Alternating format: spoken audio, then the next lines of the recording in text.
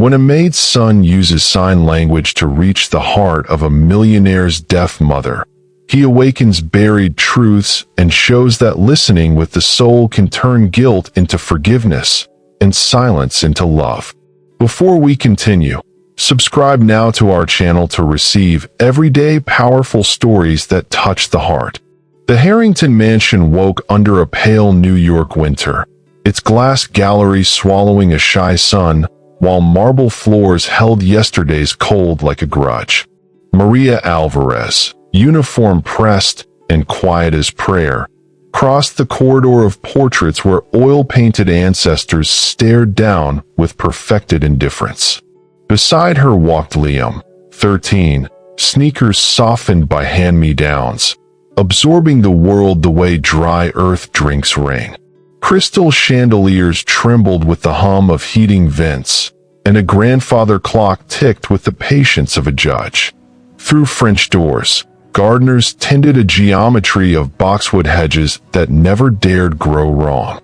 In the morning room, porcelain teacups waited for hands that rarely shook, and silver spoons reflected ceilings covered in saints and storms. Maria adjusted her gloves, folded a cloth, and began the ritual of making perfection visible. Liam lingered at the threshold, noticing more than dust: a wheelchair near the window, a shawl neatly folded like a secret. Evelyn Harrington sat facing the garden, white hair pinned with stubborn grace, eyes bright as frost in moonlight.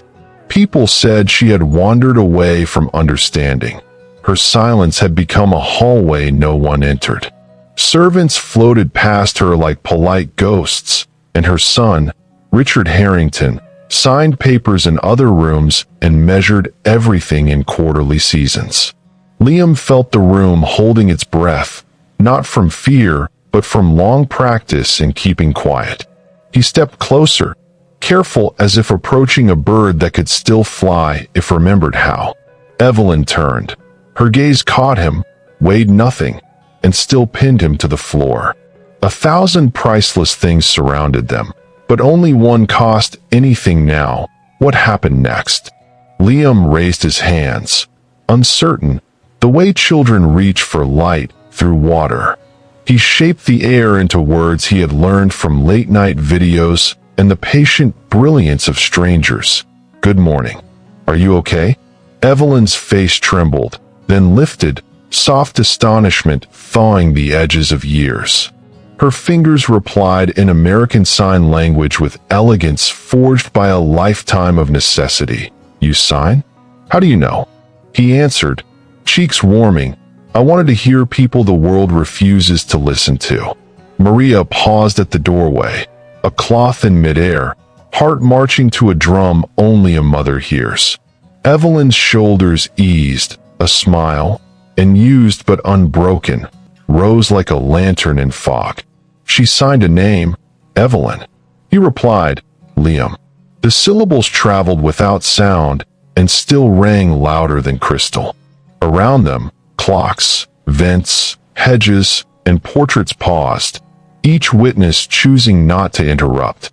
Liam pulled a chair nearer, keeping respectful distance, and let his hands become a bridge no architect could draw.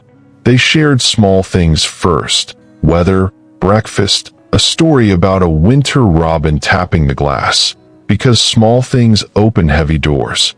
Evelyn's eyes grew wet, then bright, then something fiercer than either, present. The room changed temperature, as if kindness were a hearth rediscovered behind a wall. From the corridor, a camera's tiny red light blinked awake, curious and uninvited. On the far side of the mansion, a pair of expensive footsteps turned toward the soundless conversation. Evelyn tapped a rhythm on the wheelchair arm, gathering courage like loose threads drawn into a single knot. Her hands moved with sudden urgency. "There is something I must tell before time steals it again." Liam leaned forward, the air between them tightening like a violin string about to sing. She signed one word, until, and paused, eyes flicking past him to the door as if remembering that walls have loyalties. He nodded. "I'm listening." The phrase landed like a promise with nowhere else to go. In the hall, the grandfather clock swallowed a second whole, and the next arrived already trembling. Maria felt a stirring in the house, the subtle turbulence that precedes storms born on clear mornings. Evelyn's fingers brushed her shawl, then danced again. Your kindness woke what they tried to bury. A shadow crossed the frosted glass, the silhouette tall, decisive, accustomed to entering rooms as verdicts. The red camera light brightened, an insect eye eager for nectar. Somewhere, a door unlatched with the delicate click of a trigger learning its purpose. Evelyn's last signs came faster.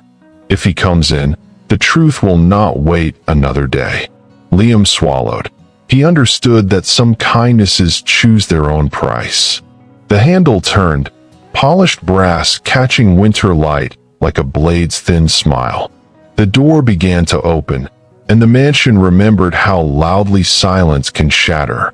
The mansion lived by routine, each hour rehearsed until even dust knew its cue. Evelyn Harrington spent her mornings near the same window, shawl draped across her shoulders like a flag of surrender. The staff passed her quietly, their footsteps soft from habit, their smiles polite and empty. They greeted the air around her, never her eyes. The cook left her meals untouched on a tray. The nurse adjusted her blanket without meeting her gaze, and everyone pretended that the old woman was simply gone. Yet Liam saw it, the sharp awareness flickering behind her calm face, the way her pupils followed motion, catching details no one else noticed. Every gesture she made, even the smallest tilt of her head, seemed to answer questions no one dared ask. In the golden hush of late afternoon, he saw her watching the sunlight crawl across the carpet, measuring hours not by clocks, but by warmth. Her fingers moved unconsciously, tracing patterns in the air, half memory, half code. To anyone else it looked like tremors, but Liam recognized rhythm. It was language without permission. He understood enough to know she wasn't lost inside her silence. She was trapped inside theirs. Every visit, he tried to speak, but Maria's cautious glance reminded him that curiosity in rich houses came with consequences. Still, silence weighed heavier than risk. He began leaving her tiny notes folded into napkins. "Beautiful day. You look strong. Don't give up." Evelyn never replied, yet the next morning the notes were gone, replaced by a single violet pressed between napkins as answer. One evening, Liam found her sketching shapes on the fogged glass with her fingertip.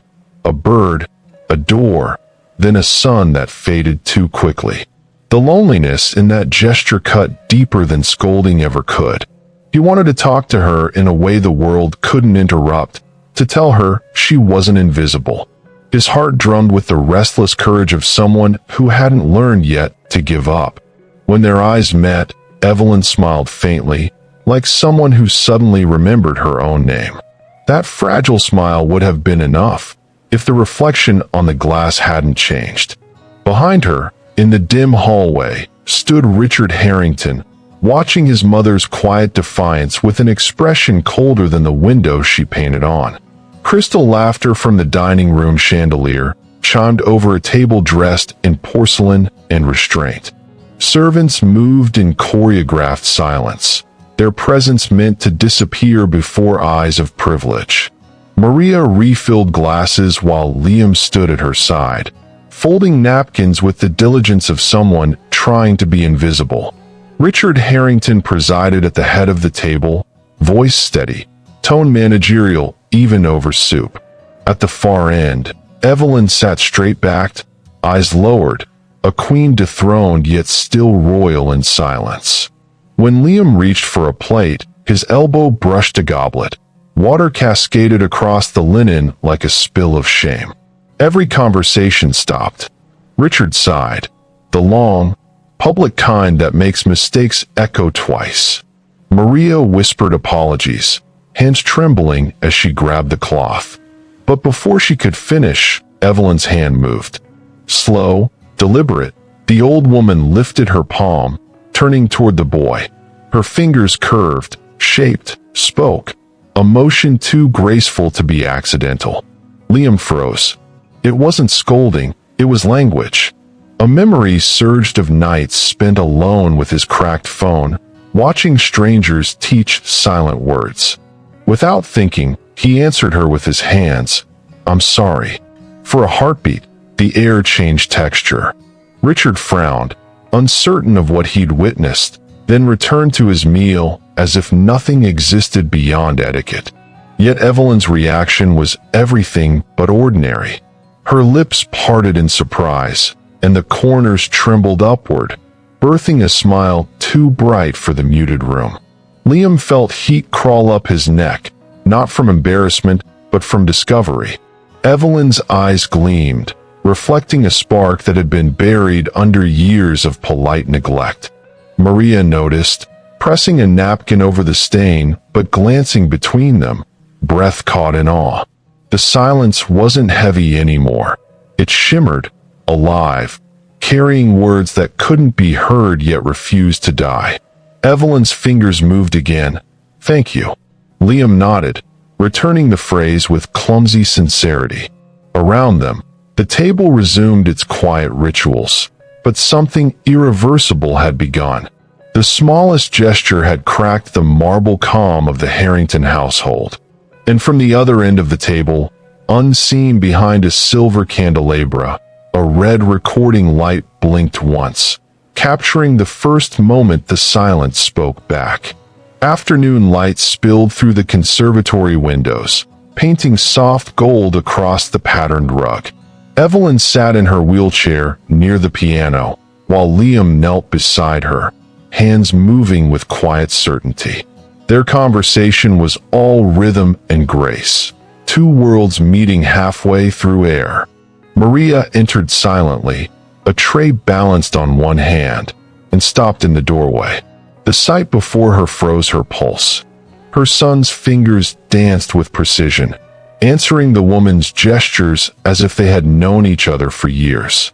Evelyn's laughter, silent but visible in her eyes, shimmered with something rare, joy. It had been so long since anyone had brought that soundless warmth into this house. Yet Maria's first feeling wasn't pride, it was fear. Fear of what curiosity could cost them among people who measured value in obedience. She set the tray down with trembling hands, watching them through the reflection of the window pane. Liam's expressions changed with each sign: surprise, compassion, delight, mirroring Evelyn's every response. Maria remembered the nights she had found the boy awake past midnight, screen glow flickering against his face, headphones in, pretending to study. He had said he was learning something useful, and she hadn't questioned it. Now she understood. Those hours had been lessons in empathy, taught by strangers who spoke without sound. Her chest ached with conflicting pride and dread. She feared Richard's wrath if he discovered his mother conversing with a servant's child, yet she couldn't bring herself to interrupt. The air around them felt sacred, fragile enough that even breathing too loudly might break it. Then Evelyn reached out and touched Liam's hand, tracing a sign across his palm. "Friend." The boy's eyes filled with wonder, and his response came steady and sure. "Always." Maria felt tears sting as she realized what he was truly learning: how to listen to the unheard. Still, she knew this secret couldn't remain hidden long. From the corridor came the faint hum of voices, footsteps approaching, a door closing somewhere with the soft authority of wealth. Evelyn smiled, unaware of the storm forming beyond her walls. Maria stepped back into the hall, heart pounding, whispering a silent plea: let them stay unseen just a little longer. But in mansions built on control, nothing stayed unseen forever. Days unfolded like soft pages in a book no one had finished reading. Each afternoon, when Maria cleaned the upper floors, Liam would quietly slip into the sunroom where Evelyn waited by the window. The two spoke in signs and smiles, their laughter soundless but bright enough to fill the space between ticking clocks. Liam told her stories through his hands, about pigeons racing buses, about the neighborhood cat who guarded their door as if it were a palace. Evelyn answered with memories of gardens in Florence and a piano she hadn't touched since her husband died. They created a language of glances and gestures that carried more truth than any spoken word. The mansion, once heavy with silence, began to hum with invisible music. Even the flowers in the conservatory seemed to lift their heads toward it. Maria watched from afar, torn between pride and apprehension. She saw color return to Evelyn's face, the stiffness in her fingers melting as if joy itself were a form of physical therapy. Servants whispered in the kitchen, "The old lady eats again. She smiled today. That boy, he brought her back." Richard, too absorbed in meetings and transactions, noticed only that the nurse's reports grew strangely optimistic. But the transformation was undeniable. Evelyn's morning tray returned empty. She asked for books to be placed by her chair, and once, astonishingly, she signed for a walk in the garden.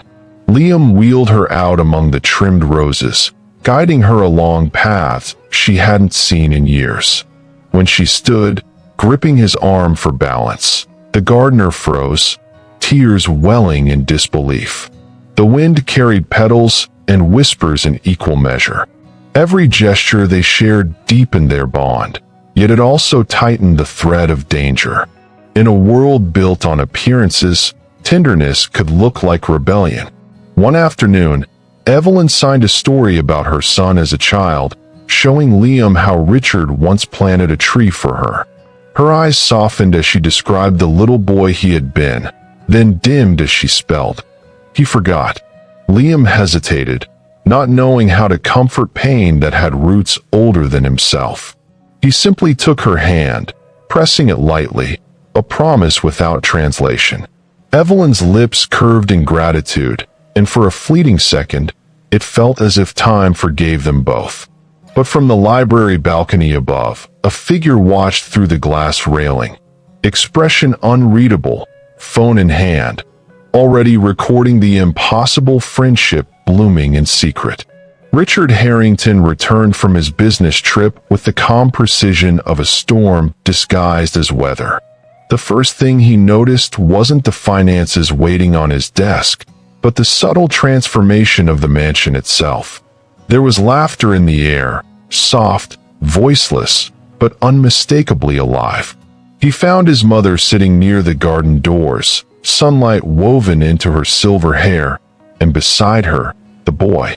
They were moving their hands, faces glowing with joy. For a heartbeat, Richard felt something unfamiliar, a memory tugging from childhood, but the warmth quickly curdled into suspicion. "What is this?" he demanded. Liam froze mid-gesture. Maria appeared instantly, wringing her apron, heart racing. Richard's voice rose. "My mother is not a toy for your son's amusement." His words cracked through the room like a whip that had waited years for purpose. Evelyn turned sharply, her eyes burning with a dignity that age had not erased. She struck her cane against the marble once, the sound echoing like judgment. Richard flinched, startled. Liam's lips trembled as he tried to explain, signing helplessly before remembering his words wouldn't reach this man. Maria stepped forward, pleading softly. "He was only keeping her company, sir. She enjoys," but Richard cut her off. "Enough. You're here to clean, not to play therapist." The boy lowered his gaze, shame crawling up his neck, though he'd done nothing wrong. Evelyn lifted her hands again, signing furiously, sharp, deliberate movements Richard couldn't understand. To him, it looked like anger. To her, it was defiance. When Liam tried to translate, Richard snapped, "No, not another word." The room thickened with tension. Evelyn struck the floor again, harder this time, and pointed toward the boy, her meaning unmistakable. "He stays." Richard's jaw locked, his face tightening into the cold mask that had built empires and burned bridges. He turned to Maria, voice low and final. "If I see him near her again, you both will leave this house." He left without waiting for an answer, his footsteps retreating through the hall like thunder fading into distance. Silence followed, not empty but trembling with fury. Evelyn's cane still quivered in her grip. She turned to Liam and gestured slowly, tenderly, "Don't stop." The boy nodded, eyes bright with the reckless courage of someone who had just learned that kindness, too, can be rebellion. Night had wrapped the Harrington estate in velvet shadows when Liam slipped through the servants' corridor. The mansion, usually humming with efficiency, was hushed. Only the faint ticking of distant clocks kept him company. He carried no light, trusting his memory of every turn, every stair that creaked too loudly. When he reached the conservatory, he found Evelyn awake, a blanket over her lap and a small notebook open before her. The lamp cast a gentle circle of gold around her, and her smile, when she saw him, was enough to erase the fear that trailed behind his footsteps.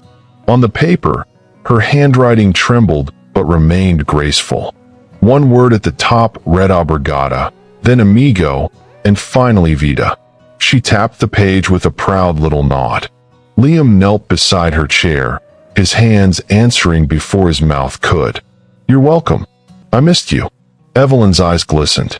Her fingers lifted, responding in a sequence of soft, deliberate movements. "You bring life. I thought I had none left." The boy laughed quietly, that pure soundless laugh only children carry, and replied, "You never lost it. They just stopped looking." The woman pressed a hand to her chest, touched beyond words. She gestured for him to turn the page, then began tracing letters again, names, fragments of memories, garden, piano, sunrise. Liam followed every stroke like a sacred script, his small hand guiding hers when the lines trembled too much.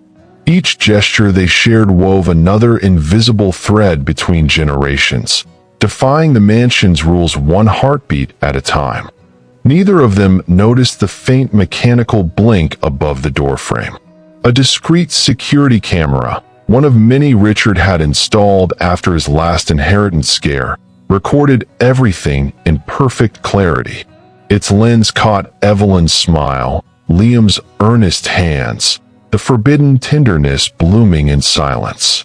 In the surveillance room, a red dot pulsed steadily on the monitor, unnoticed for now, but waiting for morning eyes. Evelyn wrote one last word, F, and Liam answered in signs, "I believe." Outside, wind pressed against the windows like someone desperate to warn them. Somewhere in the hall, a sensor light flicked on, footsteps approaching with the cold rhythm of authority. The boy quickly closed the notebook, unaware that this night, captured in pixels, would soon rewrite the Harrington legacy. Morning shattered the calm like glass underfoot. Richard stormed through the corridor, tie undone, jaw tight, phone still in hand, showing the footage from the security feed. The image of his mother smiling, of the boy's hands moving in silent dialogue, burned hotter than any scandal. He threw the door to Evelyn's suite open with a force that made the hinges cry. "What is this?" he thundered. The old woman startled, her knitting falling to the floor. "What is that boy doing here?" His voice filled every corner, echoing off mirrors and framed family portraits that pretended not to watch. Evelyn lifted her trembling hands, forming the shapes of calm, of reason, of please listen. But he couldn't read the alphabet of her truth. To Richard, her motions were only agitation. He mistook her desperation for confusion and raised his voice higher, as though volume could bridge a lifetime of silence. The door opened again, this time quietly. Liam stepped in, eyes wide but steady. "Sir, please, she's not upset. She just wants to explain." Richard turned. The difference in their sizes suddenly monumental. "You have no right to be here," he barked, advancing. Maria's voice called faintly from the hall, warning, pleading, but it drowned beneath his anger. Liam tried again, signing slowly, then translating aloud. "She says she's grateful, that you don't have to be angry. Stop." Richard's hand came up, not as a blow but as a wall, and when the boy didn't retreat, he shoved. The motion was brief, instinctive, but powerful enough to send Liam stumbling into the chair. Evelyn gasped without sound, reaching toward him. The boy caught himself, chest heaving, eyes locked on the man who had just made every hidden truth boil to the surface. Evelyn struck the floor with her cane, once, twice, each hit like thunder answering thunder. Her face, usually serene, blazed with something fierce and ancient. She began signing with fury, the movements sharp as lightning. Liam, regaining breath, stood and started to translate. "She says she's tired of being treated like a ghost." Richard froze. The words fell heavier than any accusation, because they came from the voice he had spent years refusing to hear. Evelyn kept going, faster, tears streaking her cheeks. Liam struggled to keep up. "She says there are things you don't know about your father, about what really happened." The air in the room thickened, charged with revelation. Richard's anger faltered, his pulse loud in his ears. "What did you just say?" he whispered. Evelyn's next sign was deliberate, final, truth. And in that word, everything he thought he controlled began to tremble. The room seemed to contract around them, air thinning into something fragile and electric. Evelyn's trembling hand reached for Liam's, her touch both plea and command. Her fingers moved slowly, deliberately, each sign a fragment of memory resurfacing after years buried under guilt. Liam's eyes widened as he followed her motions, piecing together the message until his breath caught halfway through. Richard stood rigid, confusion nodding into dread. "What is she saying?" he demanded, voice low but quivering. Liam hesitated, glancing from the old woman's face to the man towering over them. Evelyn squeezed his hand tighter, signaling again, urgent now. The boy swallowed hard, his throat dry as paper. "She wants to tell you something about your father." The silence that followed wasn't still. It pulsed, alive, as if the house itself leaned closer to hear. Richard blinked, his pupils narrowing, jaw working soundlessly before words found him. "My father," he said, almost to himself. "He's gone. We all know what happened." Evelyn shook her head violently, tears scattering onto her blanket. Her hands carved shapes through the air, faster now, desperate. Liam tried to keep up, translating through stammers. "She says he didn't die by accident." Richard's eyes flared, first disbelief, then anger. What kind of nonsense is this? He took a step forward, but Evelyn's stare stopped him cold.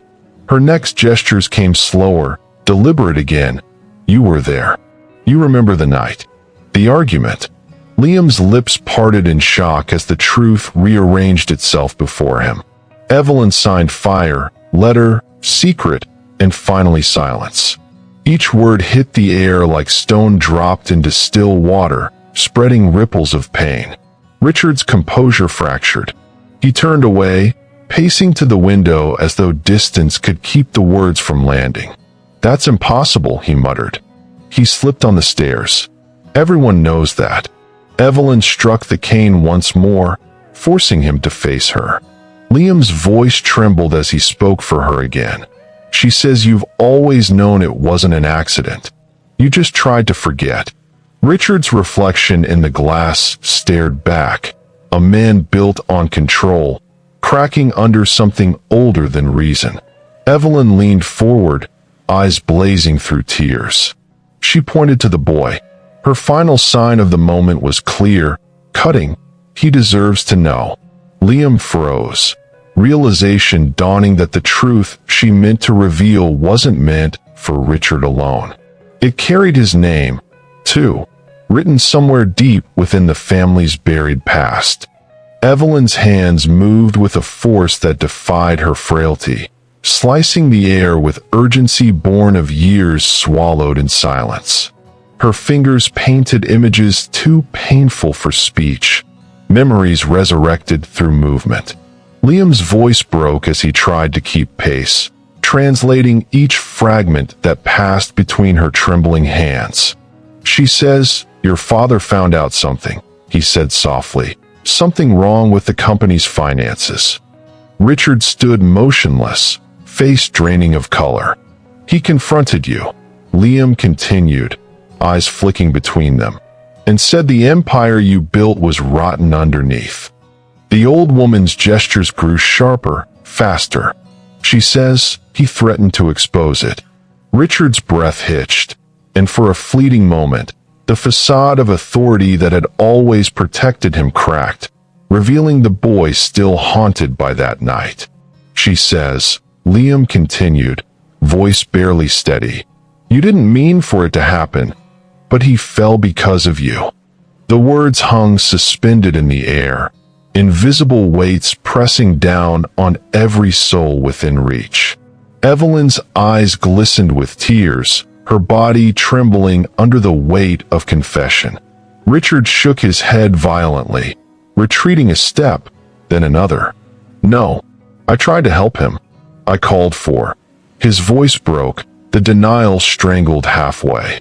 Evelyn's signs slowed, silenced, fear, guilt, each one hammering into the marble room like chisel strokes against stone. "She says," Liam whispered, "you kept the truth hidden, and it has been killing her ever since." The boy's voice faltered, eyes bright with tears that weren't his own. He had become the echo of a story too old to belong to him, yet too human to ignore. Outside the door, the servants had gathered, drawn by the sharp cadence of voices, by the rare tremor of emotion escaping the Harrington walls.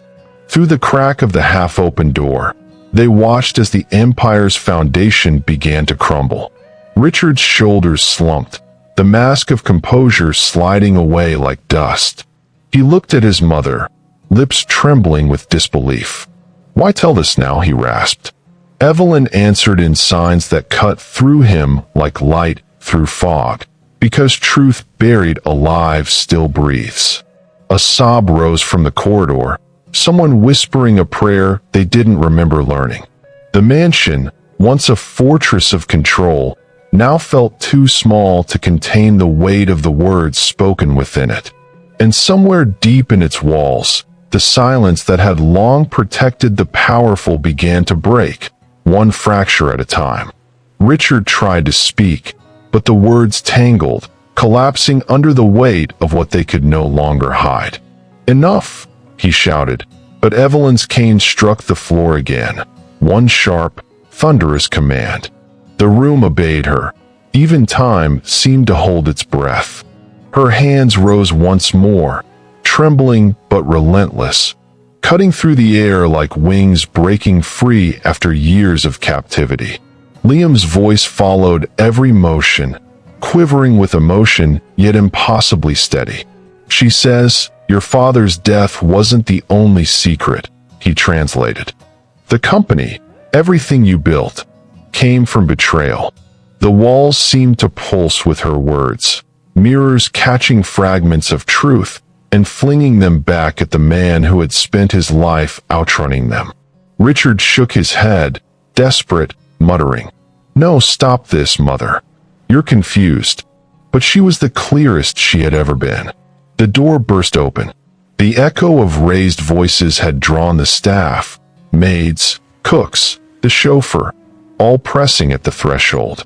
Their whispers filled the air, carried by shock and vindication. Even the family lawyer, arriving for a morning meeting, froze halfway through the hall, sensing history tilting in front of him.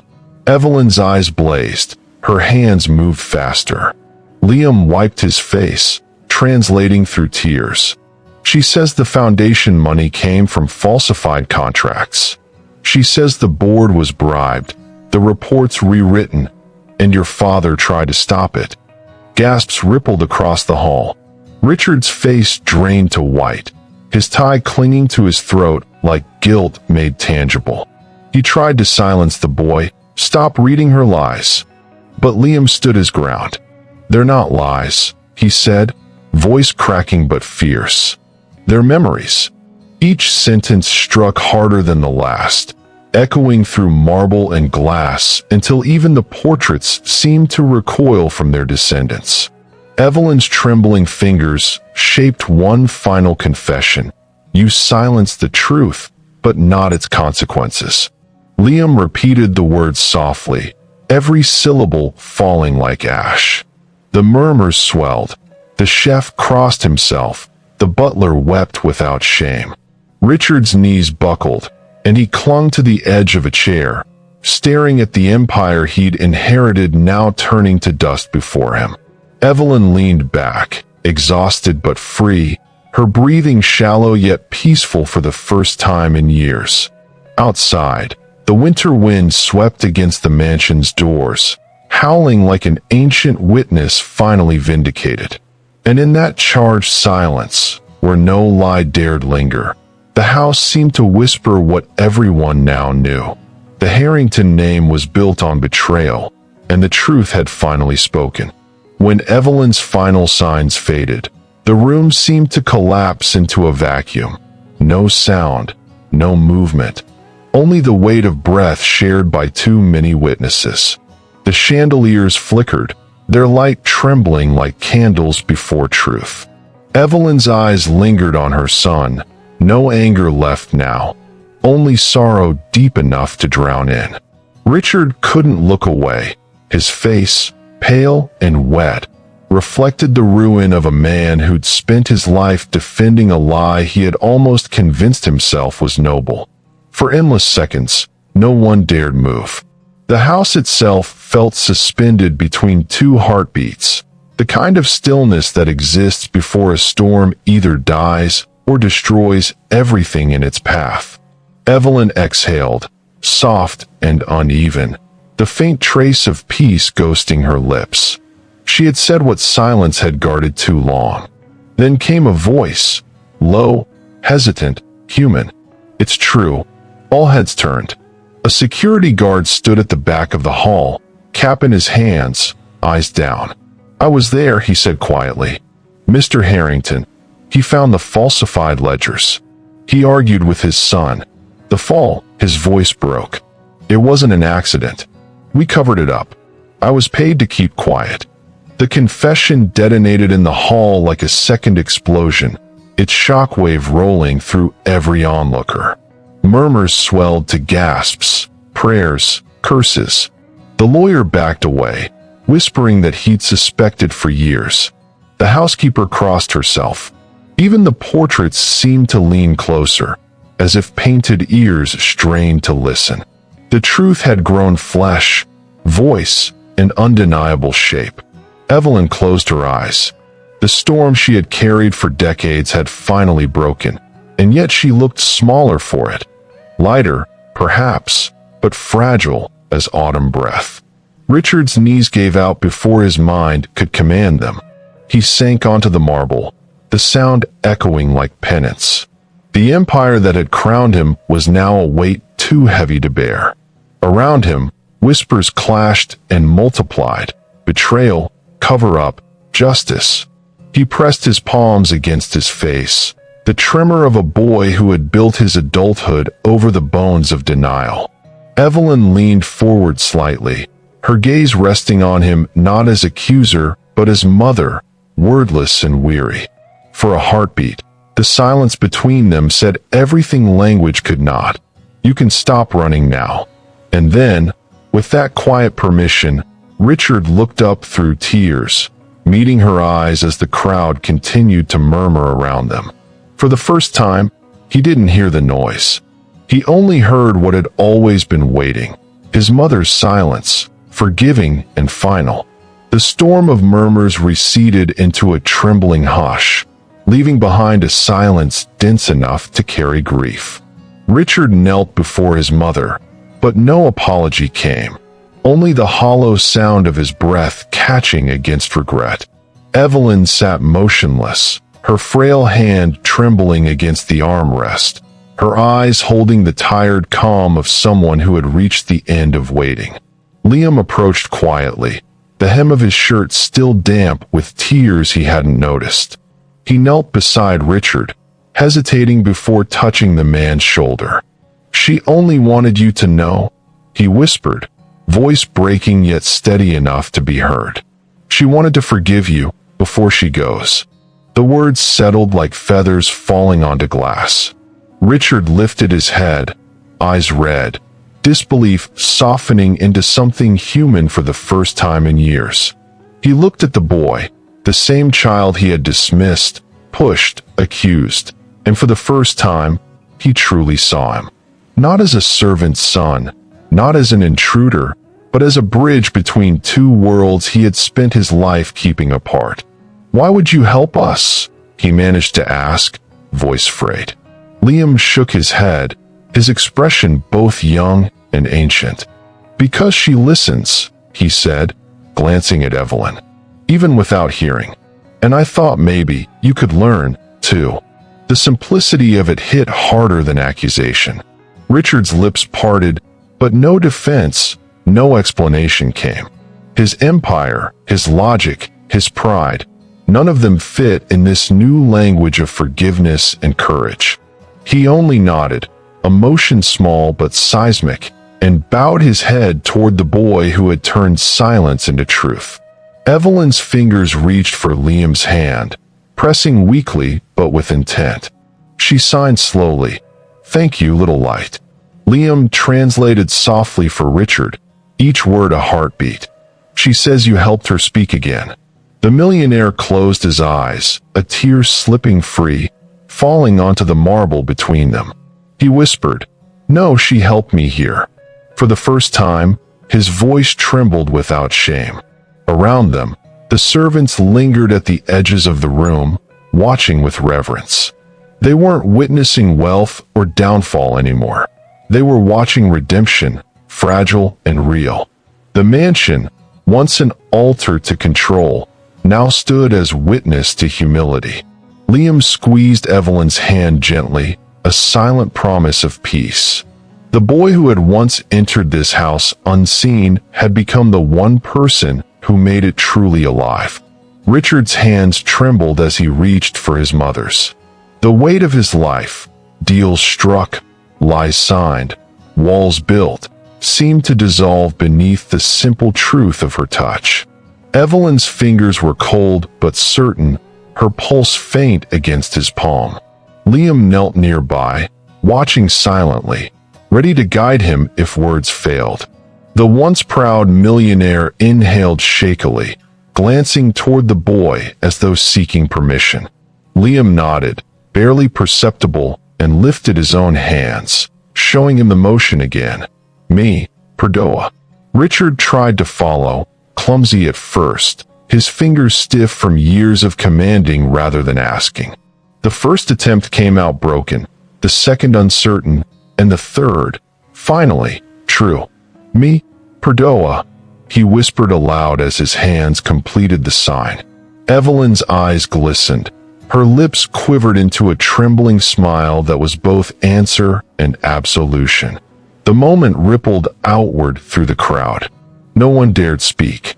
The same servants who once tiptoed through the mansion now stood openly weeping, their tears cutting through years of silence imposed by fear.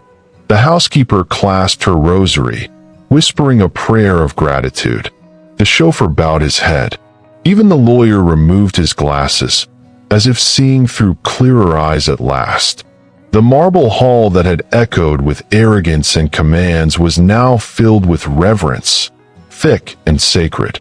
Liam's throat tightened as he watched the man who once ruled everyone in the room kneel before an old woman and the truth she had carried alone.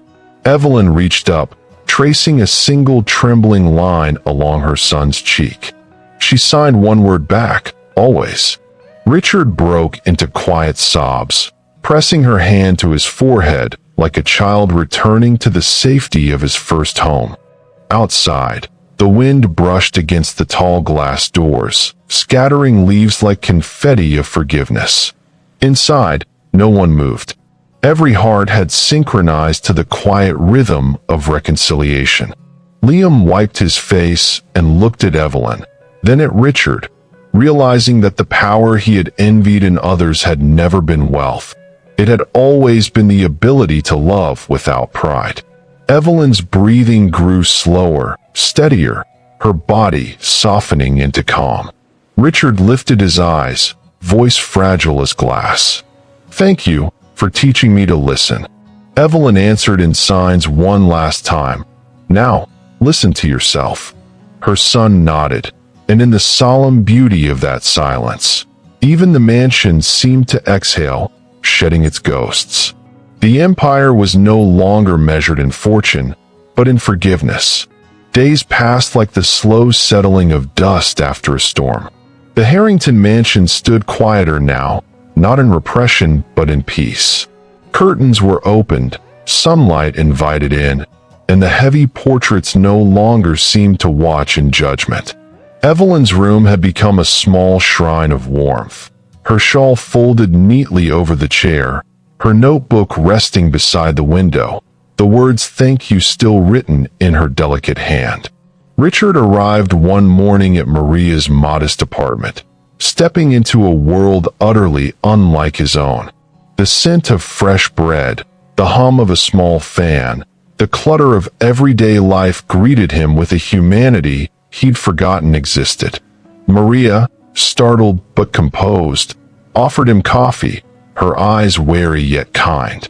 Liam appeared from the next room, wiping paint from his fingers. He had been helping repair a neighbor's broken door. Richard looked at them, the woman who had served his family and the boy who had saved his soul, and felt the strange weight of humility settle naturally, as though it had been waiting all his life to arrive. He reached into his coat and unfolded a document. "I've arranged a new home for you both," he said quietly. "Closer to the city. Safer. You deserve more than this." Maria hesitated, glancing at her son, uncertain whether to accept the generosity of a man once blinded by pride. Liam stepped forward, meeting the millionaire's gaze without fear. "We already have what we need," he said softly. Richard frowned, confused. The boy smiled, lifting his hands to sign as he spoke. "We learn to listen to what isn't spoken." The words lingered between them, richer than any mansion, stronger than any inheritance. Maria placed a gentle hand on her son's shoulder, pride glimmering through her tears. Richard folded the paper slowly, a small smile breaking through the grief that still shadowed his eyes. "You're right," he said, voice steady but touched with awe. "I came here to give you something, and instead, you gave it back." He extended his hand, not as a benefactor, but as an equal. Liam shook it firmly, his fingers still stained with paint, the mark of creation over survival. Maria whispered a blessing under her breath, her gratitude unspoken but felt in the quiet warmth filling the room. As Richard turned to leave, he glanced once more at them, the symbols of everything his wealth could never buy: dignity, courage, truth. For the first time, he smiled without calculation, feeling lighter than he had in decades. Outside, the city roared with life, but in his heart, there was only stillness, the kind that comes when a man finally learns what it means to listen. Spring returned to the Harrington estate with shy blossoms pushing through the soil Evelyn once tended.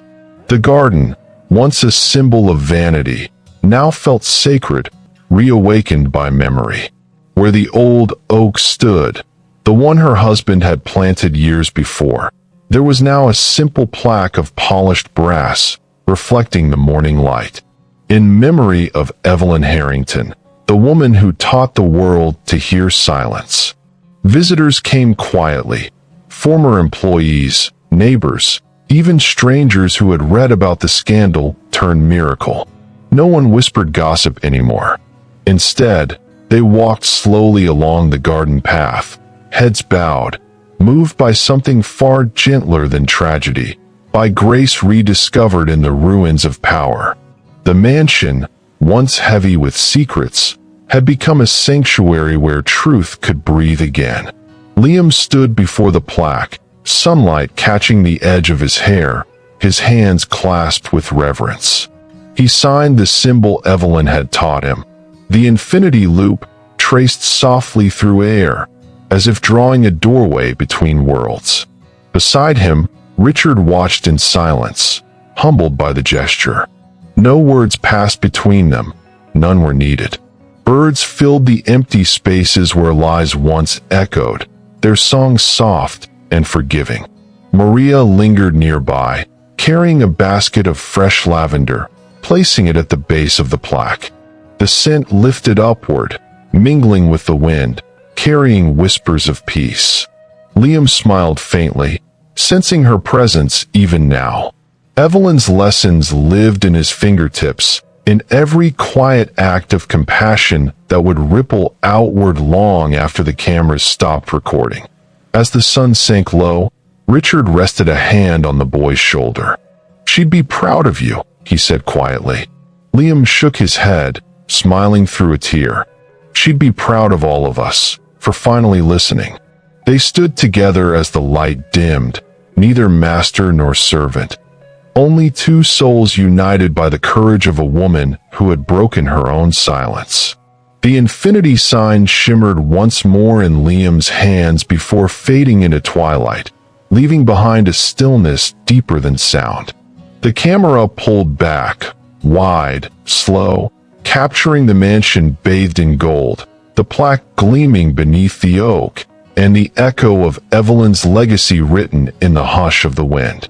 And as the screen faded to black, only her truth remained.